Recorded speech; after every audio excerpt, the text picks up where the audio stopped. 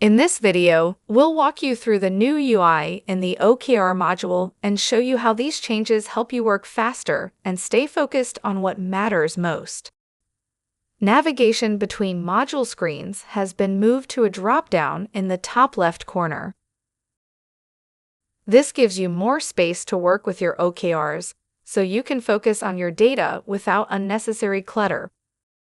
Settings are now organized into tabs, making it easier to switch between different configuration options. The Saved Views menu has been moved to the right side for easier access.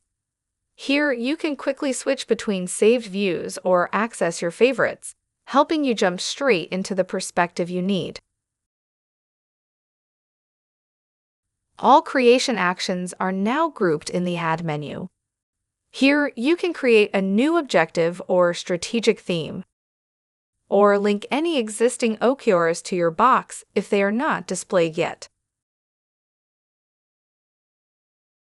The View menu is designed to give you more control over how your data is presented in the Overview table. Here, you'll find display settings, expand and collapse options, and the ability to enable the side panel.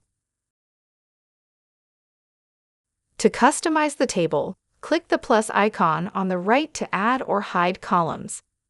This allows you to tailor the information you see, so you can focus on the metrics and details that matter most to your team.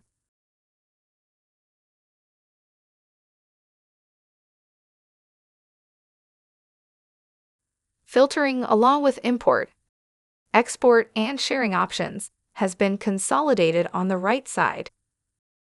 If you need help at any time, just click the question mark icon to access the OKR module documentation. That's all.